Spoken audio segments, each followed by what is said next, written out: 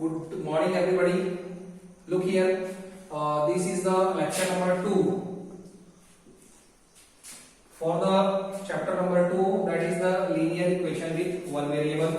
Last time I have given you the introduction about the same chapter. Okay, and this particular chapter, it is very easy chapter. Okay, if you will try to understand the things, basic things, so it is very easy that you can't imagine. थोड़ा सा कुछ भी नहीं, nothing else. Only the main method you have to catch. थोड़ा सा आपको पकड़ना है. मेथड क्या करते हैं, कैसे करते हैं, वो सारी चीजें अपन बात करने वाले हैं. Look here बेटा, first we have to complete the basics. थोड़ा सा बेसिक्स पढ़ लो, and after that directly we will see the questions. Variety of the questions we have to see. So look here, what is the next topic? Linear equation with one variable. वही है, पढ़ चुके हैं, no problem. Same thing is there.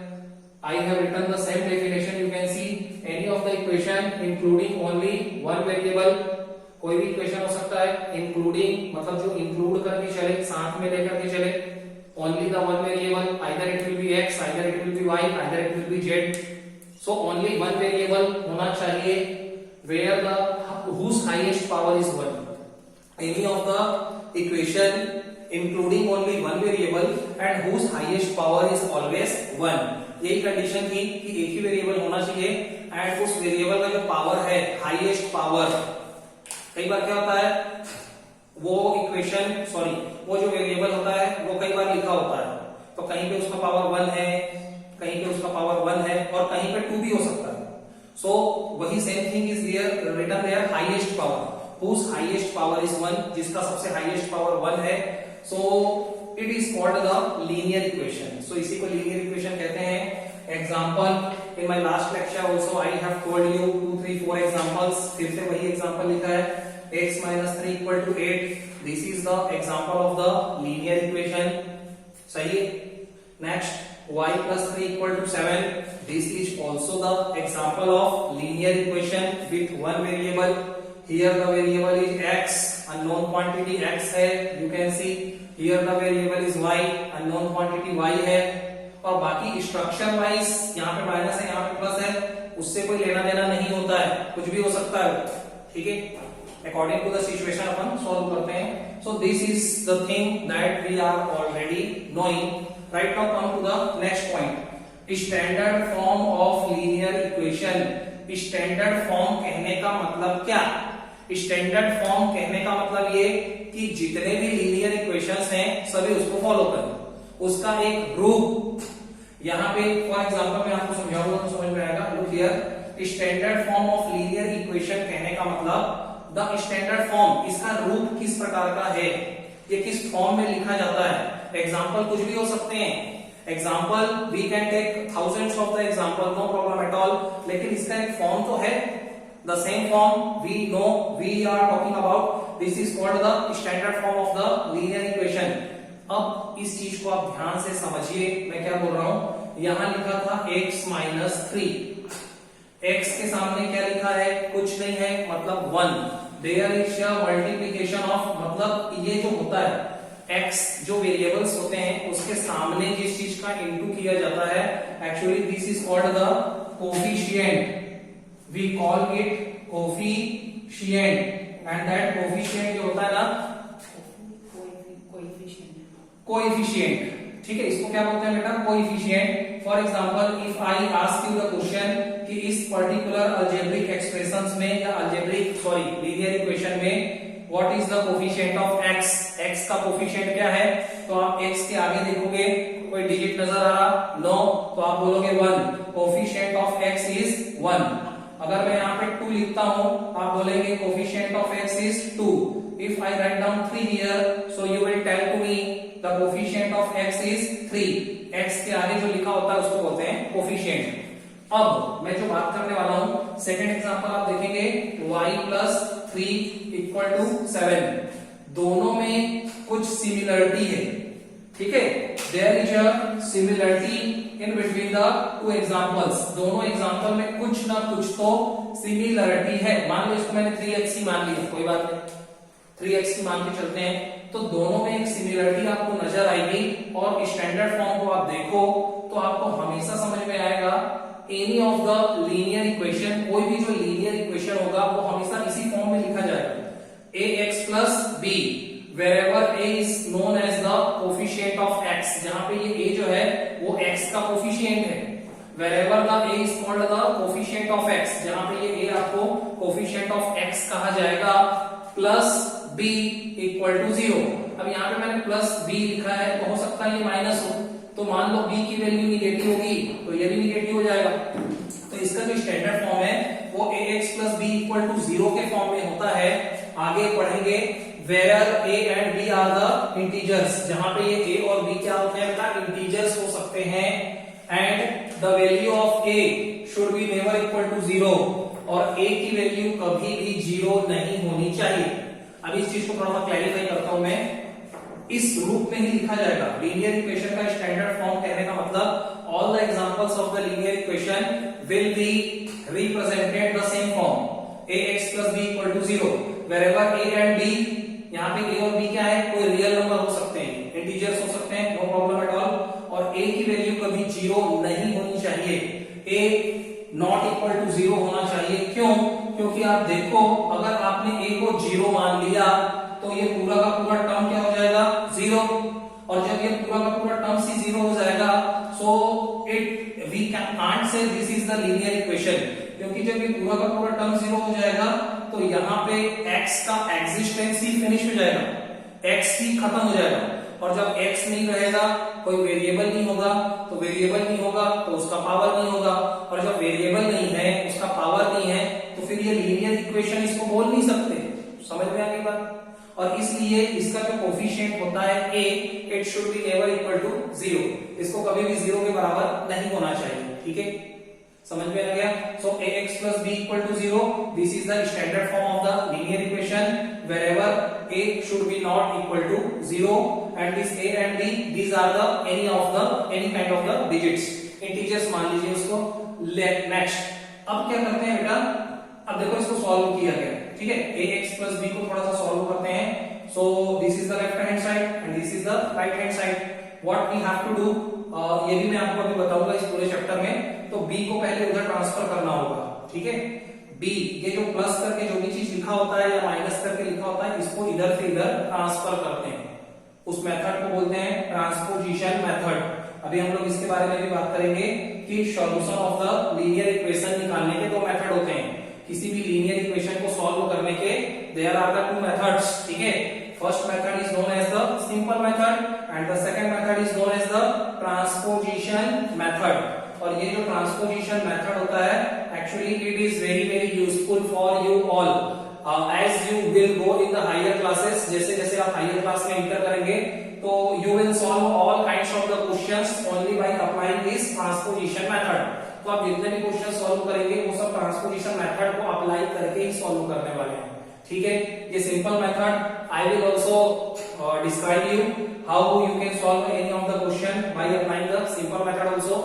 We will talk about both the methods with the different examples, ठीक है। But ये जो है कि ट्रांसपोजिशन मेथड से सॉल्व किया जा रहा है, ठीक है। ax को यहीं रखते हैं, b are transferring to the another side. तो इसके नियम कानून भी मैं आपको बताऊंगा, no problem, rules and regulations. But इसमें जनरली क्या होता है बेटा, जिस भी टर्म को ट्रांसफर किया जाता है टू द अनदर साइड, इसमें दो ही साइड होते हैं, लेफ्ट हैंड साइड और राइट हैंड साइड।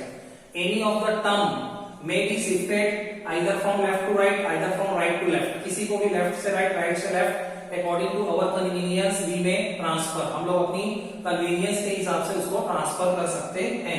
अभी हमने b को लेफ्ट टू राइट शिफ्ट किया, ट्रांसफर किया, सो अपोजिट ऑपरेशंस होता है। b पहले यहाँ पे क्या हो रहा था, एडिशन के केस में था, actually b is written here in form of the addition, पहले एडिशन के केस में लिखा है।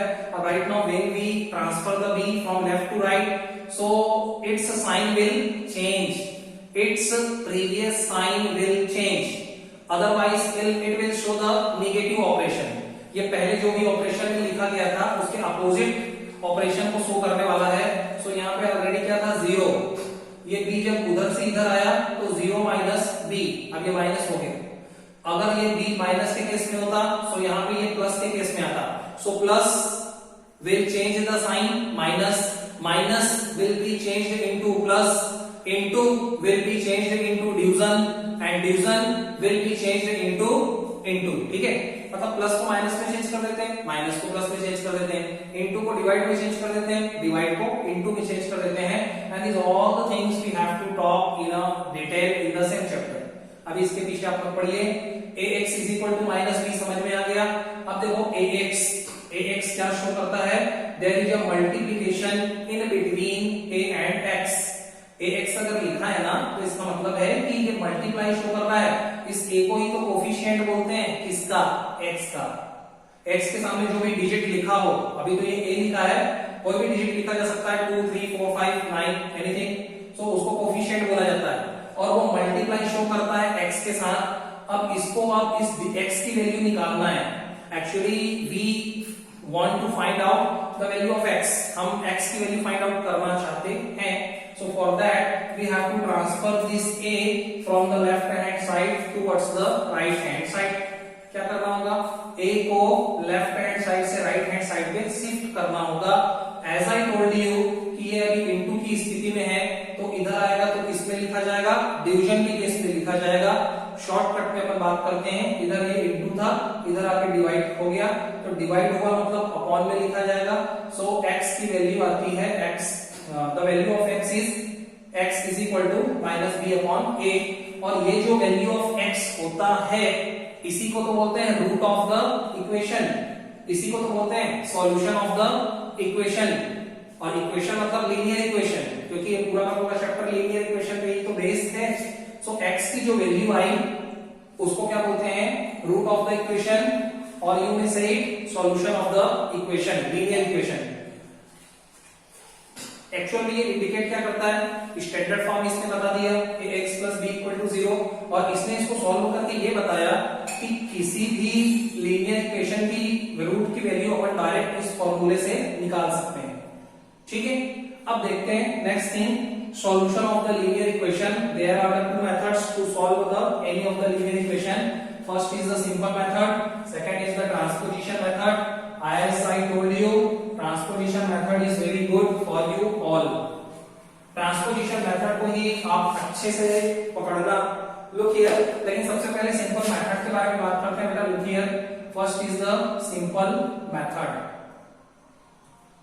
I will take 2-3 examples. Look here. For example, this is the question, x minus 4 equal to 7. If this is the question, so and if we have to solve this linear equation by applying the simple method, question में ही अगर बोल दिया गया है by using the simple method solve the linear equation, तो आप कुछ भी नहीं कर पाएंगे, आपको इसी मेथड का यूज करके ही करना है। And if the question says that solve the linear equation, उसने मेथड का नाम ही नहीं लिया, so in that particular condition you will be free to solve the equation by applying any of the method। कोई भी मेथड का इस्तेमाल करके फिर उस केस में आप उसको सॉल्व कर सकते हैं। अभी सिंपल मेथड को सीखते हैं क्या होता है। सिंपल मेथड बहुत ही सिंपल है, बट बहुत ही ज्यादा लेंथी है, थोड़ा सा लेंथी है बेटा। लुक हियर हाउ, देखो इसमें क्या होता है कि हमको देखना होता है कि x कहां पे है। x is a variable term, x अभी फिलहाल कहां पे है, लेफ्ट हैंड साइड पे है। x के साथ क्या लिखा हुआ है, -4। तो जो ऑपरेशन x के साथ हो रहा है, x इज अ वेरिएबल, और जो भी ऑपरेशन x के साथ किया जा रहा है, तो आप यहां पे बोल सकते हैं x -4 मतलब एक सब्सट्रैक्शन का ऑपरेशन हो रहा है x के साथ। तो इस मेथड में यही करते हैं कि सबसे पहले फाइंड आउट कर लेते हैं x कहां है, उसके साथ ऑपरेशन कौन सा हो रहा है, माइनस का हो रहा है, तो इसका रिवर्स ऑपरेशन अपने को करना होता है। अब मेरे को क्या करना पड़ेगा, x की वैल्यू फाइंड आउट करने के लिए इस -4 को यहां से रिमूव करना होगा। क्या करना होगा बेटा, रिमूव करना होगा, हटाना होगा। और हटाने के लिए क्या करेंगे, अगर यहाँ -4 लिखा है तो इसका रिवर्स ऑपरेशन करेंगे। क्या करेंगे, we have to do the reverse operation. Equation की एक प्रॉपर्टी होती है, और वो प्रॉपर्टी ये कहती है कि इक्वेशन के 2 साइड्स होते हैं, one is the left hand side, another is the right hand side. ठीक है, तो एक इक्वेशन की एक प्रॉपर्टी होती है, विशेषता होती है, क्या होती है कि किसी भी सेम नंबर को बोथ द साइड्स ऐड किया जा सकता है। सेम नंबर को बोथ द साइड्स सब्सट्रैक्ट किया जा सकता है। एक ही सेम नंबर को, चाहे वो पॉजिटिव नंबर हो चाहे निगेटिव नंबर हो, इससे कोई दिक्कत नहीं है। एक नंबर को either it will be positive either it will be negative, both the sides we can add, दोनों साइड हम ऐड भी कर सकते हैं। Both the sides we can subtract, दोनों साइड सब्सट्रैक्ट भी किया जा सकता है। Both the sides we may multiply, दोनों ही साइड पे हम लोग मल्टीप्लाई भी कर सकते हैं। And as well as we can divide by the same number both the sides, और दोनों ही साइड पे उसी नंबर से डिवाइड भी किया जा सकता है। और इससे उस इक्वेशन को कोई भी फर्क नहीं पड़ता है, क्योंकि वो आपस में ही कैंसिल हो जाते हैं, एडजस्टमेंट है। फॉर एग्जाम्पल, अगर मैं आपको बोलता हूं एक तरफ बैलेंस ले लो, बैलेंस यू नो तराजू, तराजू ले लो। एक तरफ अगर मैंने 2 टमाटर चढ़ा दिए, 2 टोमेटोज, और उसी के वेट के दूसरे साइड पे मैंने लेडी फिंगर चढ़ा दिया, तो क्या उसको फर्क पड़ा? नहीं, अभी भी बराबर है। इधर जितना चढ़ा रहे हैं उधर उतना ही चढ़ा रहे हैं। तो जिस तरीके से बैलेंस के 2 साइड्स होते हैं, और उसको हम लोग हर टाइम बैलेंस करके रख सकते हैं, इधर दूसरा मटेरियल चढ़ा दो इधर दूसरा, लेकिन वेट तो बराबर है, मतलब सेम डिजिट, वही बात हो रही है। लुक हियर, रिमूव करना पड़ता है। अब 4 को रिमूव करने के लिए मैंने क्या किया? Add 4 both the sides. मैं आपको ये पूरा लिख के बता दे रहा हूं, एड 4 बोथ द साइड्स, ठीक है। 4 दोनों तरफ ऐड करते हैं, तो देखो क्या मिलेगा, ये -x -4 पहले लिखा हुआ था, अब मुझे क्या करना है, +4 बोथ द साइड्स। यहां पे तो कर दिया, यहां पे भी करते हैं। अब होता यह है कि पहले से ही हमने एडजस्टमेंट कर रखा है, क्योंकि ये -4 को हटाना था, अब ये हट जाएगा बेटा। -4 और +4 मिला के क्या बनाते हैं, 0, तो ये कट गए। अपने को कटाना नहीं होता है, मैं आपको कटा के दिखा रहा था। -4 और +4 होने की वजह से ये हट गया, और ये आपको 0 दे देगा, उसको लिखने की जरूरत नहीं है। तो x की वैल्यू आपको डायरेक्ट मिल जाती है, x = 7 + 4 11, और यही आपका होता है बेटा answer. And the same thing you call the solution of the linear equation. इसी को तो सॉल्यूशन बोलते हैं, इसी को तो रूट बोलते हैं, ठीक है। दूसरा एग्जांपल लेते हैं, देखिए एक प्लस का एग्जांपल लेता हूं, x + 5 = 9। अब इतना मैं डील करूंगा नहीं, +5 को हटाना है तो करना क्या होगा, सब्सट्रैक्ट -5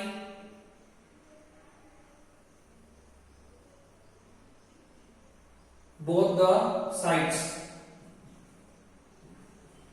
अगर यहां पे +5 लिखा है तो -5, अगर माइनस लिखा है तो प्लस, उल्टा ऑपरेशन करते हैं। सब्सट्रैक्ट 5 बोथ द साइड्स, इसको -5 नहीं लिखना पड़ेगा। सब्सट्रैक्ट का मतलब ही होता है घटाओ, घटाना है हम लोग।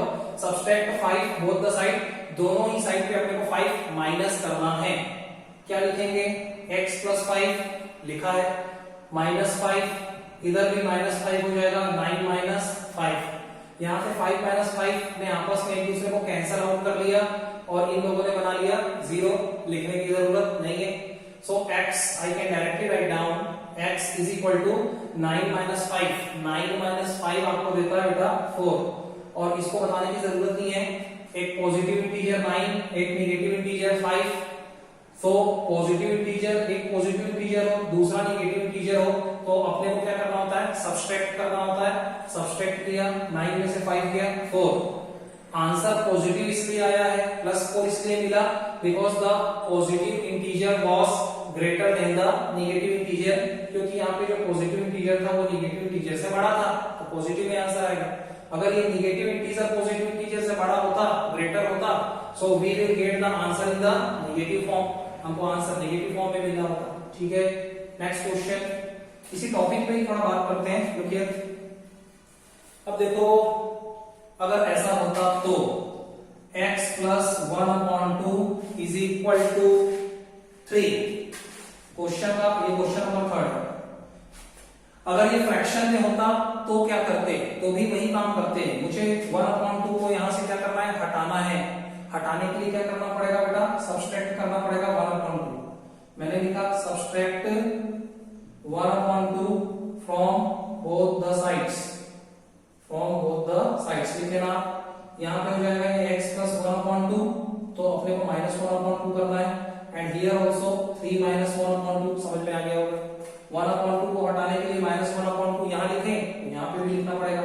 अब ये दोनों आपस में कैंसिल होकर के क्या बना लेते हैं, 0, ठीक है। अब मुझे इसको सॉल्व करना है और इसको सॉल्व करके मेरे को आंसर मिलेगा। सो आप देखो बेटा, दिस इज द फ्रैक्शन, ये क्या है, फ्रैक्शन है। और कभी भी किसी फ्रैक्शन को डायरेक्ट सॉल्व नहीं कर सकते हैं, because we have to equalise their denominator. एक फ्रैक्शन का दूसरे फ्रैक्शन के साथ एडिशन हो चाहे सब्सट्रैक्शन हो, वो तभी आप सॉल्व कर सकते हो till if you have the common denominator, जब उनके डिनोमिनेटर्स कॉमन। अभी डिनोमिनेटर कॉमन है क्या, नहीं, यहाँ 1 है यहाँ 2 है। इक्वल करने के लिए क्या करना होता है, एलसीएम लेना पड़ता है, किसका, डिनोमिनेटर्स का। 1 और 2 का एलसीएम आ जाता है बेटा 2। ये सब आप सीख चुके हो। अब इसको सॉल्व करने के लिए क्या करना पड़ेगा, 3 के साथ इनटू होगा कि इसके डिनोमिनेटर में 1 में ये जो 2 है कितने टाइम्स में आता है। ये जो 1 है ना, ये 1 है नीचे डिनोमिनेटर, ये डिनोमिनेटर 1 जो है उसकी टेबल में 2 कितने बार में आता है बेटा, 2 टाइम्स में आता है। तो उस 2 से इसके ऊपर जो लिखा है 3 उसका मल्टीप्लाई करते हैं, उसके न्यूमरेटर को उससे मल्टीप्लाई करना है। किसी भी फ्रैक्शन के न्यूमरेटर को उससे मल्टीप्लाई करो कि उसके डिनोमिनेटर में वो एलसीएम कितनी बार में आता है। सेम थिंग न्यूमरेटर का इनटू उससे करना कि इसका जो डिनोमिनेटर है 2 उसकी टेबल में ये एलसीएम कितनी बार में आ रहा है। सो 2 की टेबल में ये एलसीएम 2 1 टाइम्स में आता है, सो 1 से इनटू करेंगे। सो इसको सॉल्व करते हैं बेटा, 3 2 जा x इज इक्वल टू मिलेगा 3 2 जा 6 माइनस 1 1 जा 1 और अपॉन में मिलेगा 2, सही। 6 माइनस 1 अपॉन 2, सो 6 माइनस 1 अपॉन 2 को सॉल्व करते ही आपको मिलेगा 5 upon 2। So this is the solution of the equation, ठीक है। नेक्स्ट एक और क्वेश्चन करते हैं, लुक हियर। अभी हम लोग सब सिंपल मेथड के बारे में ही बात कर रहे हैं, सिचुएशंस अलग अलग हैं। You can see next question, you can see x upon 2 is equal to 5. This is the another category of the question. कैसे, क्योंकि यहाँ पे डिवीजन का ऑपरेशन हो रहा है। x के अपॉन में 2 लिखा हुआ है, x के अपॉन में 2 लिखा हुआ है, तो बेटा इस 2 जो कि अपॉन में लिखा हुआ है उसको हटाना है।